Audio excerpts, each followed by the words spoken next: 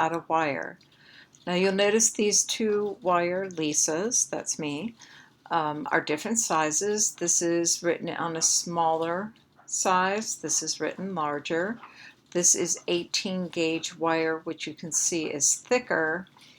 This is 22 gauge wire, which is thinner. So the 18 gauge wire is stronger, but a little harder to work with, but it'll last longer. It'll keep its shape. The 22 gauge wire is really easy to work with. You can cut it with scissors, but it doesn't maintain its shape as well. Either way, we're going to use the same process for both of these. This is my sister Rhonda. She is not an artist, but she loves doing art, so she tried doing this project with me. You can see she's got a little kinks in here. That's because she bent it and then unbent it. You'll see this part is much smoother. Over on the D and the A, she had a little trouble, so she went back and forth. So try to plan, take your time, and just be careful with what you're doing. So we started out with creating lined paper. You can use notebook paper if you want, and just space it out enough. This is probably 1 inch wide for each of those rows. So this is about 1 inch tall. This is about 2 inches tall. And you can see my word no. This doesn't work because this would be 3 separate pieces of wire. I had to get my L, and then I need a separate piece for my ISA and a separate piece for my dot. That won't work. So you have to figure out how to get your name into one continuous wire line. So this one I'm going to do second with my 22 gauge wire. I'm going to start this one first with my 18 gauge wire. This is my sister Rhonda trying to write her name. So the first time she wrote it like her signature, it's too skinny.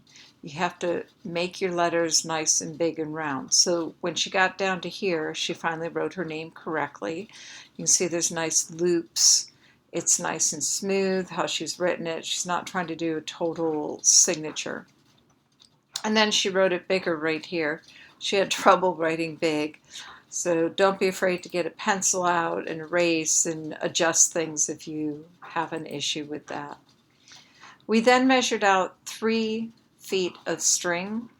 You can use yarn, string, shoelace, whatever you want, but we wanted 3 feet. I've provided 4 feet of wire, but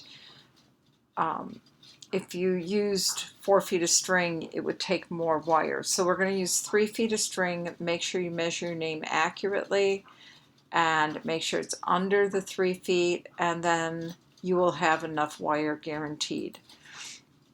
Okay, to measure is very tricky because it's going to keep moving. It's not going to stay in place. So you can see she's holding still and she's at the top of the R there. And then she's holding it still and she's measuring down to here. And then again, each time she measures, she lets go of the old part. She's just trying to accurately measure out her string. She came up with exactly 3 feet of string. We're going to do this exact same thing with the wire. You start with one end of the wire and you bend it. You can pick it up in your hands and hold it and bend it gently. And then press it back down on the paper to adjust it and line it up. So again, I'm going to hold it in place and get this curve. Hold it here, work on that curve, and work my way around the letters. Now when I get to the I, I'm going to bend it here even though I want the wire to go up here. Because when you bend the wire, it bends farther than you really want it to, so that's one of the things you got to be aware of. So you see in the next picture, even though I tried to bend right here, it bent up there. And to help it bend, I squeezed it. Now you look at the S, I can't get to a point on the top of my S there like I'd like to, so I am going to grab it and squeeze it and pinch it down to a point. See, it looks just like the I there. And then I'm going to unbend it to open it up. And you can't see it because my fingers are on it. I'm going to do the same thing with the A. This time I'm cutting it a little bit short just to help myself out. I'm going to pinch it. You see how it's crisscrossed over. That's because I pinched it. And then I'm going to unpinch it and bring that wire down here. Okay, and you can see where the wire came down, and then I went back up. I pinched it here and came down. And then to dot my I, I just did something fancy over here. And I have all this extra wire because Lisa's a short name. So I brought the wire down and I just looped it around like I'm fancily writing underneath my name there, decorating my name. And then I decided I want to make it stand up. So right here is a bend in my wire. So that's a 90-degree angle right there. So this part is standing up vertical, and this part is sitting flat on the table, and that right there, there, and there are touching the table. So it's standing upright, and it's done. Now I'm going to do my name in 22 gauge. And I did the same thing. I traced my name from up here. And you see I can't get the I tight, but it's close enough. I squeezed it the best I could. And I have all this extra wire. So I got to figure out what to do with it. So I loop it around, make a big little heart thing. It took me a little while to do that. It wasn't real quick. I played with the wire.